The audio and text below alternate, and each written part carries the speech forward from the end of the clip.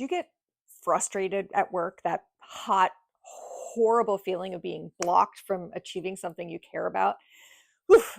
Well, research says it's the most common negative emotion we feel in the workplace. So you probably do get frustrated from time to time. So how do you handle it professionally, like a grown up? Because grown ups get frustrated, but how they deal with it makes all the difference. So I'm going to take you through a few tips. And then at the end, I just want to share three derailers. So stay tuned to the end because I want to talk about things that are, you might be tempted to do, but are a bad idea. So let's talk about what you should do. First, do not try and deal with the core issue that you're frustrated about before you vent out some of that built up energy. You think about where the word venting comes from, venting steam to prevent a dangerous explosion. You instead let out some of that steam in a way that's sort of safe and managed. Well, that's exactly what you want to do here. Now, how you vent depends on the kind of person you are. I'm a person who is very much about kind of like writing it out. So I will open up a blank email with no name in the two line, and I'll just like let it write this scorcher, let it fly, this scathing email with all the things I'm thinking about. If you're somebody who is more about kind of things being orderly and predictable and you're really frustrated that it's not, a blank piece of paper and a mind map of like, and then we have to do this and this and this, that can really help. If you're a very social person, find somebody outside the team, preferably even outside the organization, to just like let it rip. That's okay. Those are the hilarious conversations where the other person barely gets a word in. They're just like, oh, and at the end, you're like, thank you so much. And they laugh and they're like, I didn't do anything. Well, they did. They were a safe place for you to vent. And finally, you may be the type where you need to just walk it off, that brisk walk, that kickboxing class at lunch. But any of those things is a great way to get rid of 80% of what you're feeling by venting it in a safe place. Now we've got 20% left. The second step is to separate fact from fiction in what's remaining there. So some of what you're thinking about and feeling is probably now based in things that are true, but some of it is the story you're telling yourself and how you've actually made sense of the situation. And if you can be honest with yourself about which of those things are fact and which are fiction, the secret I use is when I catch myself using adjectives, things like, wow, you really rushed me, or you were so rude. Those are fiction and story and subjective. And if I can get to, you only gave me 24 hours to turn that around, well, that's a fact. Once you've gotten rid of 80%, now you've got your 20, you separate out, a good chunk of that, which is the fiction and the story you're telling yourself. You're down now to the heart of the issue that was making you frustrated. Third step, frame up the problem. So if we take that example of, what you thought was, I was too rushed, I did bad quality work, it was embarrassing, and then you got to, you were rushing me. Now we can get to framing up the problem as, you gave me that with 24 hours turnaround time. Oop, now we've got an actual problem framed up.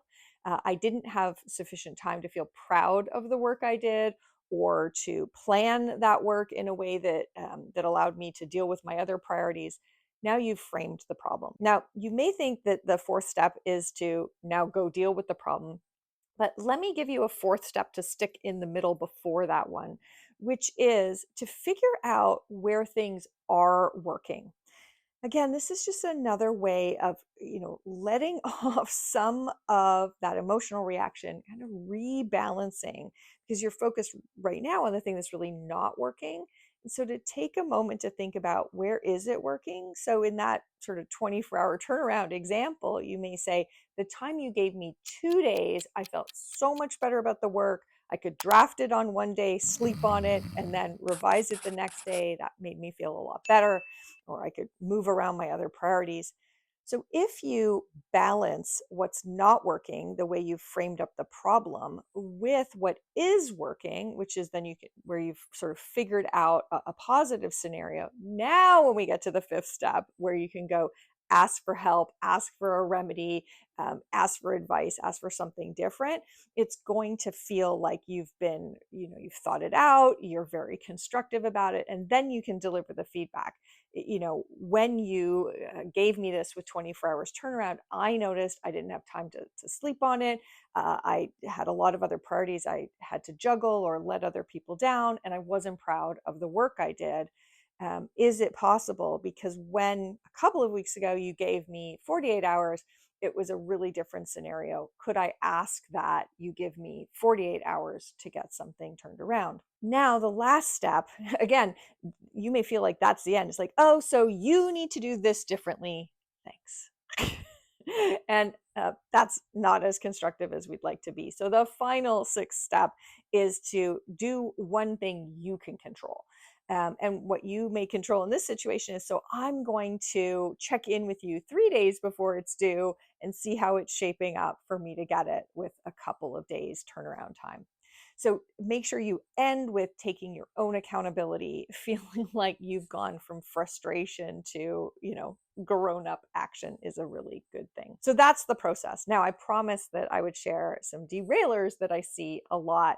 The first derailer I see, and I know it comes from a good place, but it's where you try to pretend that you're not frustrated. You try and suck it up or kind of wear this mask, and everybody's like, are you okay? And you're like, yeah, yeah, fine. You know what? It doesn't work. And people will know you're frustrated. There will be so many subtle cues or not so subtle cues. And when we pretend that everything's okay, people will come up with their own story that may be even less flattering than the truth. So don't mask it. Second, don't jump straight to trying to solve the problem, because you probably, in that early frustration, probably don't have a good sense of what the problem is. You're basing it on that very emotional reaction. You're basing it on the story you're telling yourself. And the remedies you're going to come up with in that moment probably don't fit very well with what the actual problem is. So get curious first. And yes, WTF counts as curious if you really honestly want to know what the is going on here.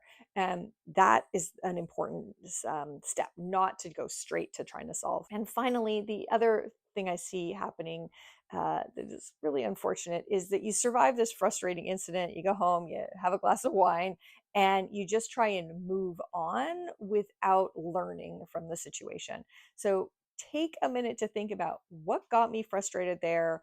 What are my triggers? What are some things I can do to either make it less likely I'm going to be in that situation again, or to just know that that does happen, be prepared, set expectations so that you're not as likely to be kind of hijacked by those emotions. Dealing with frustration is something we probably all have to deal with more often than we'd like.